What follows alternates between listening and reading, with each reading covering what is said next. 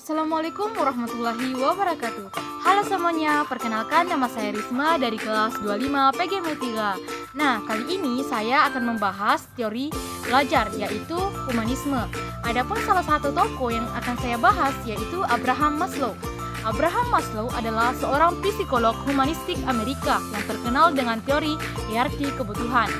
Dalam teori belajar humanisme, Maslow memandang bahwa belajar akan terjadi secara optimal ketika kebutuhan manusia terpenuhi, terutama kebutuhan dasar seperti rasa aman, kasih sayang, dan penghargaan.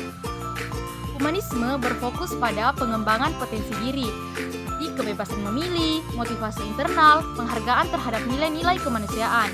Maslow menekankan bahwa tujuan pendidikan bukan hanya mengisi otak siswa dengan pengetahuan, tetapi membantu siswa menjadi manusia yang utuh. Yang kedua, yaitu adapun kontribusi pemikiran Maslow dalam teori humanisme. Yang pertama yaitu hierarki kebutuhan Maslow. Inilah kontribusi paling terkenal. Maslow menyusun 5 tingkatan kebutuhan manusia. Yang pertama, kebutuhan fisiologis seperti makan, minum, istirahat. Yang kedua yaitu kebutuhan keamanan.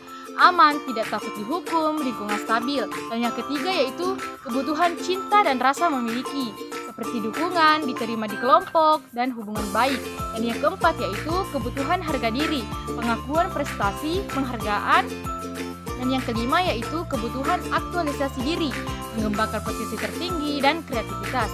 Menurut Maslow, seseorang akan sulit belajar dengan baik jika kebutuhan dasar belum terpenuhi.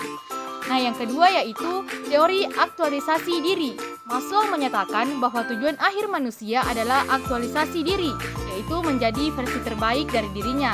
Dalam pendidikan ini berarti pembelajaran harus membantu siswa menemukan minat dan bakatnya. Guru tidak hanya mengajar materi, tetapi membimbing pertumbuhan kepribadian siswa. Yang ketiga yaitu pendidikan yang berpusat pada manusia. Maslow memperkenalkan gagasan bahwa proses belajar harus humanistik, menekankan kebebasan, menghargai perbedaan individu, memberikan ruang untuk kreativitas. Pemikirannya menjadi dasar pendidikan modern seperti pendidikan, karakter, dan pendekatan holistik. Nah, yang ketiga ada pun contoh penerapan teori humanisme Maslow dalam pendidikan.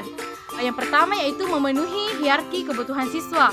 Yang pertama, kebutuhan fisiologis, seperti sekolah menyediakan kantin sehat, air minum, waktu istirahat cukup. Dan yang kedua yaitu kebutuhan rasa aman, yaitu lingkungan bebas bullying, guru ramah, kelas kondusif. Yang kedua yaitu pengembangan berpusat pada siswa. Contohnya, guru berperan sebagai fasilitator, bukan satu-satunya sumber ilmu. Dan yang ketiga yaitu pembelajaran yang menghargai perasaan dan motivasi siswa. Contohnya, guru memulai kelas dengan ice breaking atau refleksi perasaan. Guru menanyakan motivasi siswa dalam belajar.